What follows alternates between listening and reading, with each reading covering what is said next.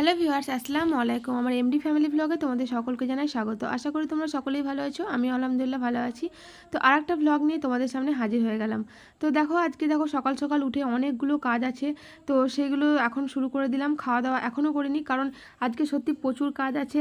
তো প্রথমেই চলে এলাম কাপড়গুলো ভেজাবার জন্য। তো এগুলো হাতে কাচা দেবো, তার জন্য এগুলো ভেজানোর জন্য কাপড়গুলো এখন পেরে নিলাম। আর যেগুলো মেশিনে দেওয়ার ছিল সেগুলো কিন্তু মেশিনের মধ্যে ভরে দিয়েছি। তো একদিকে মেশিনে কাপড় কাচা চলছে, আর একদিকে এগুলো হাতে কাচা চলবে। তো এগুলোকে আমি এখন সার্ফ দিয়ে ভিজিয়ে দেবো। আর ওদিকে আজকে আবার হাসনুর আন্টি আসেনি, মানে আন্টি কাজ করতে আসেনি, যার জন্য আরও বেশি ঝামেলা। তো ঝাঁটফাট এগুলো সবই পড়ে আছে, আজকে বাসি ঝাঁট, রান্না বান্না, অনেক কিছু কাজ পড়ে আছে, যেগুলো সব করতে হবে মামনিকে আর আমাকে। তো অনেকটা লেটও হয়ে গেছে, ঘুম থেকে উঠলাম, তখন ঘুম থেকে উঠতেও লেট হয়ে গেছে। তো এখন এগুলো কাপড়গুলো ভিজিয়ে টিজিয়ে তারপরে চাটা খেয়ে বাকি কাজগুলো করব। রান্না টান্না করে একদম ঝাঁটফাট দেবো। এখন আর ঝাঁট দেবো না, কারণ তখন তো আবার দিতে হবে, তো দুবার দুবার করে দিতে পারবো না। তো মামনি এখন মুছছে, ওখানে আমার মেয়েকে খাওয়াচ্ছিলাম, তো ওখানে চা ফেলে দিয়েছে, সেটা এখন মুছছে। আর মেয়ে এখানে কান্না করছে কেন জানো তো? ও শুধু শুধু এখন বায়না করছে, কারণ ও এখন ফ্রিজে একটা লস্যি ভরা আছে ওর, তো সেটা এখন খাবে। তো এই সকাল সকাল উঠে কি ঠান্ডা ঠান্ডা লস্যি দেওয়া যায় বলো?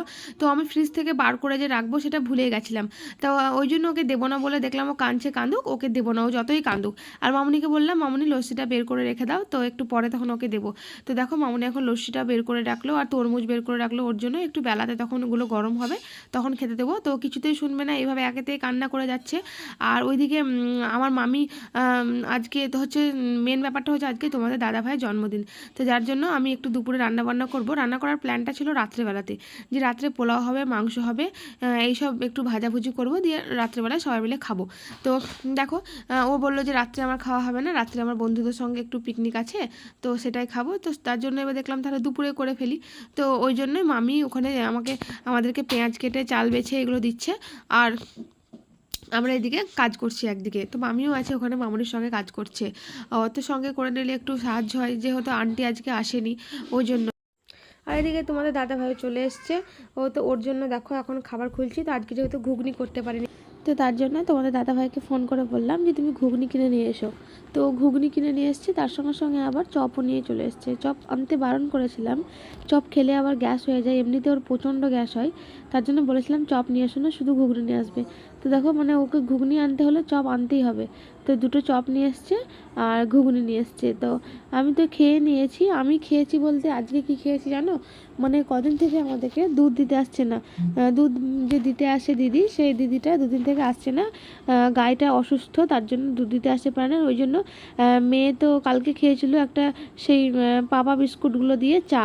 তো বাচ্চাদেরকে তো ওগুলো দেওয়াটা ঠিক নয়, তো ওগুলো খেতেও পারে না। তো আজকে ওকে ওই জন্য মামুনি গমের আটা দিয়ে, ডিম দিয়ে, লবণ টবণ দিয়ে ছোট্ট একটা পিঠে করে দিয়েছিল। একটা নয়, দুটো তিনটে হয়েছিল, তো একটা আমি খেয়েছি। তো সেটাই আমি একটা খেয়েছিলাম, আর মেয়ে খেয়েছিল, আর মামুনি একটু সামান্য নিয়েছিল, মামুনি খায়নি। আর এদিকে আমার মামি পেঁয়াজ কেটে দেবে, তার জন্য পেঁয়াজগুলো নিয়ে যাচ্ছে। আর মামুনি ওইদিকে চাল বাছছে। তো রান্নার একটু খিচিবিচি আছে, মানে অনেক দু একজন হাতাহাতি করলে বেশ ভালো হয়ে যাবে। ঘর দুয়ারের কি অবস্থা, মানে একদম সব অগোছালো এলোমেলো হয়ে আছে। আর এদিকে আমি একটু কষা কষা আলু রান্না করব। তোমাদের দাদা ভাই আবার পোলাওয়ের সঙ্গে আলু না হলে ও আবার পোলাও খেতে পারে না, ওই জন্য আরও কষা কষা একটা আলুর তরকারি করব। আর ওদিকে এখনও মাংস টাংস কিছু রান্না।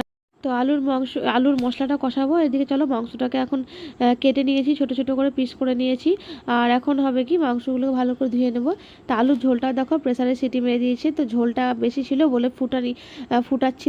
ঝোলটাকে আরও কমিয়ে নেব। আর চলো এখন মাংসগুলোকে ধুয়ে নেবো। আর ওখানে আছে বেগুন ভাজা। তো তোমাদের দাদাভাইকে পোলাওয়ের সঙ্গে আবার তরকারি লাগে। আর এদিকে সাদা ভাতও হবে, তার জন্য হবে শাক। আর এখন কুকারের মধ্যে মাংসগুলো সব দিয়ে দিচ্ছি। তো একসঙ্গে মশলা টশলা মাখিয়ে মাংসটাকে প্রেসারের মধ্যে আগে সিটি দিয়ে দেবো কয়েকটা, তারপরে মাংসটাকে আবার দই টই দিয়ে কষিয়ে নেব।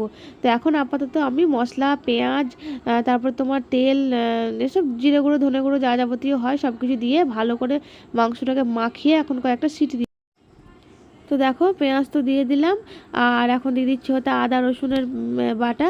তো কারা কারা এরকমভাবে সাজিয়ে মাংস রান্না করো আমাকে জানাবে। আর চলো ওইদিকে তাহলে পোলাওটাও রান্না করে নিই। এই দেখো চলে এলাম এবার পোলাওয়ের দিকে। তো পোলাওয়ে দেখো ওদিকে কিন্তু আমি পেঁয়াজ, তোমাদের সঙ্গে পুরো পোলাওয়ের রান্নাটা আমি শেয়ার করতে পারলাম না, অবশ্যই আমি এটা আমার রান্না চ্যানেলের রেসিপিটা দিয়ে দেবো পোলাওয়ের, তোমরা অবশ্যই গিয়ে দেখে নিও। তো আজকে তোমরা হ্যাঁ আজকে ব্লগটার সঙ্গে সঙ্গে ওই চ্যানেলটাতে রান্নাটাও পেয়ে যাবে। তো অবশ্যই তোমরা গিয়ে কিন্তু দেখে নিও। এই ভিডিওটা কিন্তু হচ্ছে আমার 7 তারিখের, তো তোমরা এটা পেয়ে যাবে 8 তারিখে।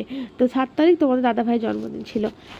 তো যাই হোক দেখো আমি এখানে দিয়ে দিয়েছি পেঁয়াজ, একটু আদা রসুন বাটা, তেজপাতা, গোটা গরম মশলা, কাজু, কিশমিশ আর একটা কাঁচা লঙ্কা চেরা দিয়েছিলাম, সেটা এখন লাল হয়ে গেছে।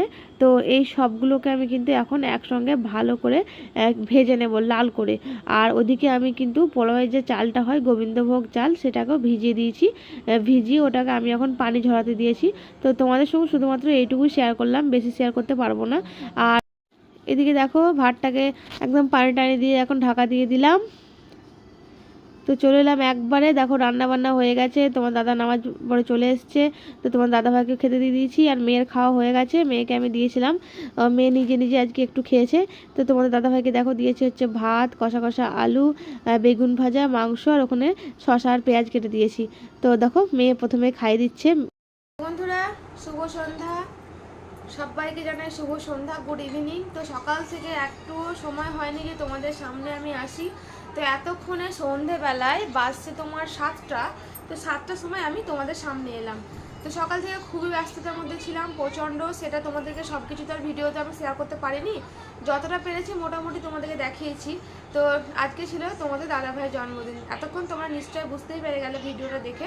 তো ভেবেছিলাম ওর জন্য একটা কিছু সারপ্রাইজ আমি করব, তো হলো না, সব কিছু নষ্ট হয়ে গেল।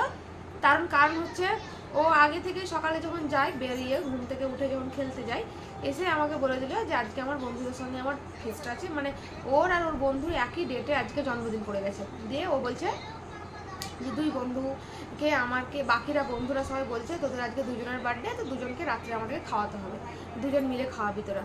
তো যাই হোক ওখানে সবাই ওকে জোর জোর করে ধরেছে যে খাওয়াতেই হবে, যার জন্য ও রাজি হয়ে গেছে। একটু শান্ত করো। আর জানতো না যে আমিও, আমার মনে আছে, ও ভাবছে আমি ভুলে গেছি, আর আমি যার জন্য কিছু করবো সেটাও ভুলে গেছি, মানে জানতো না।